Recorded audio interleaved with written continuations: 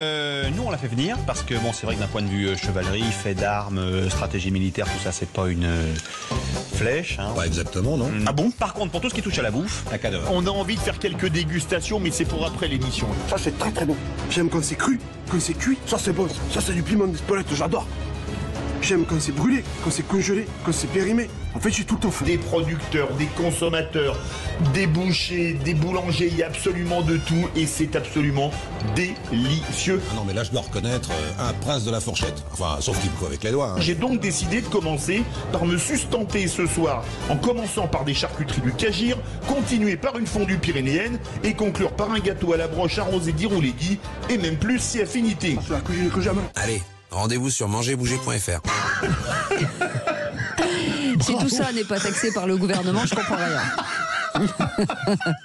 C'est avec ça j'ai pas la médaille des agriculteurs français, c'est à désespérer. Eh ben justement, on part de l'autre côté, puisqu'un amendement au projet de loi de finances 2026 vise à instaurer une taxe qui ciblera les franchisés de la restauration rapide. Selon les députés Verts, l'enjeu est autant économique et ils disent aussi, mais sanitaire.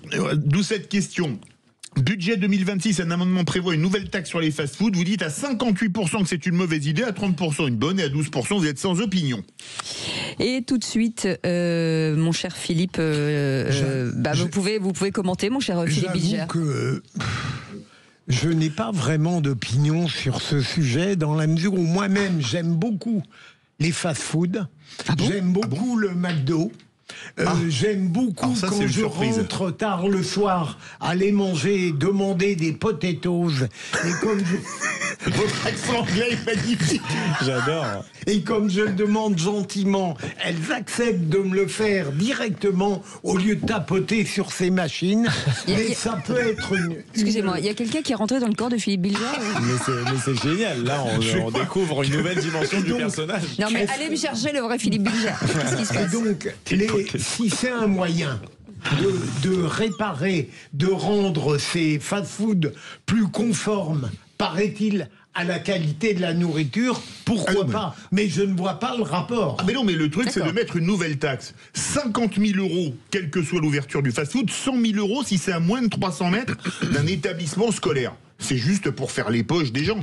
Mais alors, ce qui est totalement délirant, c'est que ça va taxer, par exemple, les franchisés des grandes enseignes de fast-food, pas besoin de les citer, mais que, par exemple, les kebabs ne seraient pas taxés, alors qu'ils sont encore plus gras que les hamburgers en général. Donc, c'est n'importe quoi. Le but, c'est de faire les poches des boîtes de fast-food. Ils oublient juste que c'est des franchisés. Et que donc, ils n'auront pas les moyens, peut-être, de mettre 50 ou 100 000 € de taxes pour commencer. Je suis d'accord, c'est exactement ce que j'allais dire. La pizzeria du coin, le kebab en effet, la sandwicherie, tout ça va pas être taxé. Donc je vois pas tellement l'apport nutritif de la taxe. Je vous rappelle qu'il y a de la malbouffe aussi. Enfin, il y a des plats cuisinés pas très bons dans les supermarchés. Qui sont très mauvais pour la santé, Il y a des gâteaux partout. Il y a des. Et surtout, il parle de à moins de 300 mètres des écoles, etc. Et tout, mais ça va juste développer la livraison. Hein. Je vous rappelle qu'aujourd'hui, on peut quand même se faire livrer la bouffe, donc ça change absolument rien. En fait, moi je suis d'accord, c'est juste pour faire les poches des restaurants. Et en plus, ça va créer des problèmes de distorsion de concurrence parce que entre le fast-food et le kebab, c'est le kebab qui va en profiter ou n'importe, le non franchisé qui va en profiter. Je trouve que c'est grave, c'est une rupture d'égalité économique. Voilà. Mais quel était le motif honorable affiché ? Ah le motif, c'est les écologistes qui l'ont fait, c'est pour en fait quelque part lutter contre la malbouffe.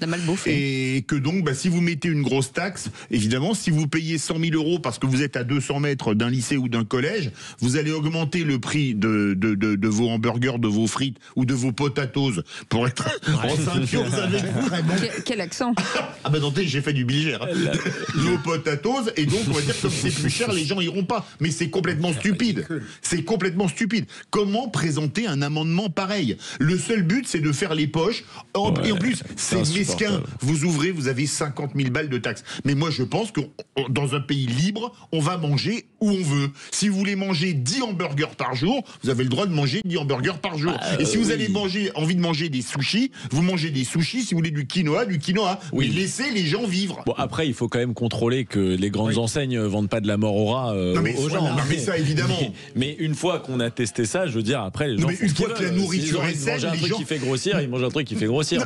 Non, mais c'est ce que je trouve de dingue. C'est que dans ce pays où l'État n'est même pas capable d'assurer la sécurité des Français, Français, il veut absolument s'occuper de ce qu'ils mettent dans leur assiette. Mais laissez-nous vivre, lâchez-nous la grappe, j'allais dire, et laissez-nous manger ce qu'on veut, comme on veut, quand on veut, dès lors que ça ne déroge pas, que ça ne met personne en danger, que vous buvez pas des litres d'alcool et que vous prenez le volant, laissez faire ce qu'ils veulent aux gens, mais arrêtez de vouloir tout régenter. Moi, j'en peux plus. Créerait du sushi, pour reprendre votre cas.